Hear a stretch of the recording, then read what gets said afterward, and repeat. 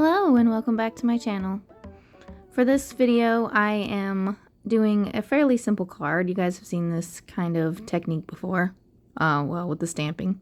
I am taking the stamp set from Concord and 9th. It is called Friendship Farms, and I am going to use the pumpkin.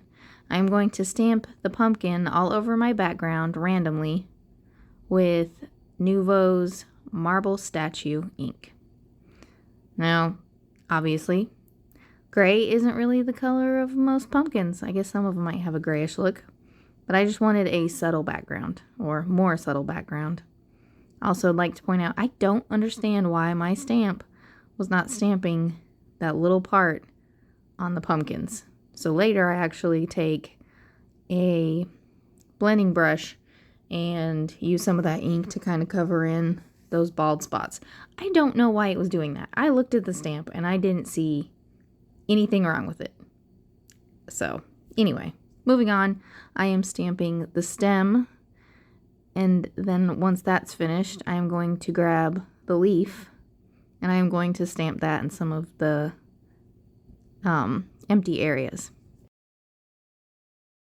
Now at this point in time, I did not really know where I was going with this card.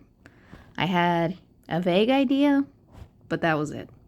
I know I have seen this stamp set used a lot with the plaid background, and I think that's super cute, but I wanted to do something different from what everybody else was doing. Now I am going to stamp my pumpkin again, but this time I am going to use inks in different colors.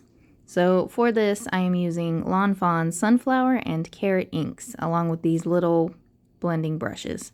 I'm using the brushes to kind of smooth out the ink a little bit so that you get a nice transition between the yellow and the orange. This will just make it look a little less flat, considering I'm not coloring anything. I did want it to look, I don't know, dimensional. This took a little bit of work trying to get the blend to look right. After a while, I kind of just went with what I had. I think once it fully dried, it looks a lot better. For the orange, I went along the bottom and the sides. I just wanted it to look a little bit darker around those areas. I used the same technique for the stem later, as well as the leaves. If you haven't tried this technique, it actually gives some pretty interesting results. And if you have any solid stamps like this, you should definitely give it a try. Off camera, I did stamp the pumpkin on some masking paper and cut along the top. And I did this because the stem stamp doesn't line up exactly with the, I don't know, arches of the pumpkin. I don't really know what the segments of the pumpkin are called. There it is. So I needed to mask it off so that the stem didn't look weird when I stamped it in green. Now, for my green color, I used a couple of Lawn Fawn colors again, and the colors that I used this time were Freshly Cut Grass and Noble Fir.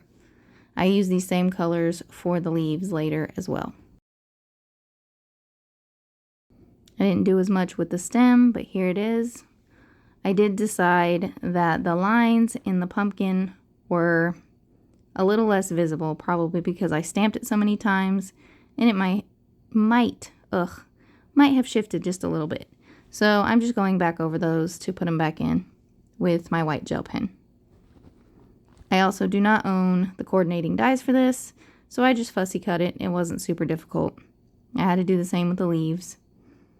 Again, here I'm just using the exact same greens that I used for the stem of the pumpkin. At this point, I did figure that I would add the leaves behind the pumpkin, so I was not as concerned with how much color variation was in each leaf.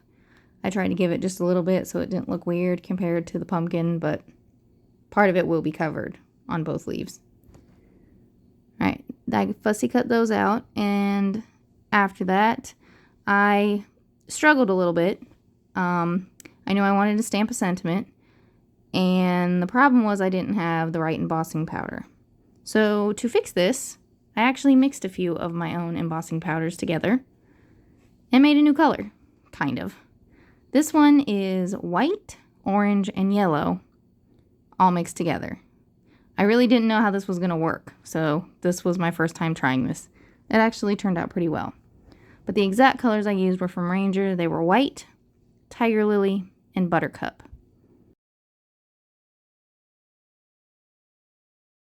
Looking back on it, I probably should have tested to make sure that it was going to turn out the color I wanted. If I had done that, I probably would have added a little bit more orange. But I didn't, and I still think it looks okay. But here is what it looks like before it's melted. Not quite as harsh as the orange normally is, and definitely more orange than just the yellow. And that's what it looks like melted. Alright, I did the same thing for my green color. I only own one shade of green, so I decided to try to lighten it just a little, and I mixed buttercup yellow with the green from Ranger. This, I probably could have added a little bit more yellow, but I was really worried that it would be too yellow-green. It did end up a little bit lighter than it normally would be. So this is really what I was wanting to show you guys. If you have different colors of embossing powder and you want a lighter color or, you know, a mix of colors, just mix a little bit of them together and see what you get. I actually really like the look of it. It worked really well, and I didn't have to buy a whole new embossing powder. I definitely will be trying this technique again in the future with other colors. Moving right along, I'm going to glue the pumpkin panel onto my orange panel. And because that panel is warped, the pumpkin panel, I did have to set some stuff on it. So I found a couple of my toddler's books and I set them up there, left those for a little while. And while those were doing their job, I decided to glue the leaves to the back of my pumpkin.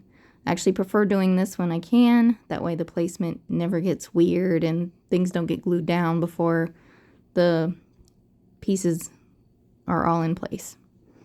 I'm just going to glue that flat. And then here is where I realized that my sentiment, while I really like it, is a little bit light. So I take my light green Cricut pen. This came in a pack of, I don't know if it was 24 pens or something. And I decided that I would kind of give my letters a little bit of a shadow. Now, I originally tried this with a white gel pen, but as you could guess, it didn't work so well. It did give me problems though, because while I'm trying to use this little green Cricut pen, it kept picking up some of the white pen that I had already laid down. I struggled with this for a little while, and I eventually worked it out, but yeah, if you're going to try something like that, don't put the white gel pen down first. Learn from my mistakes.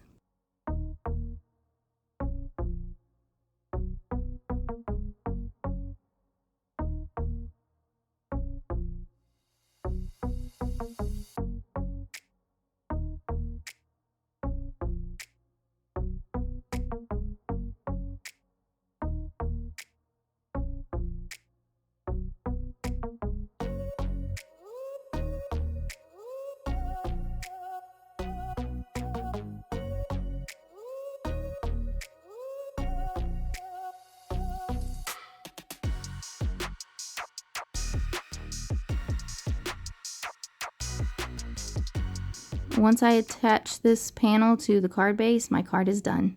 I hope you guys learned something today, and I hope you enjoyed this video. I will see you in my next video, and hopefully that will be uploaded soon. Thank you so much for watching. Bye!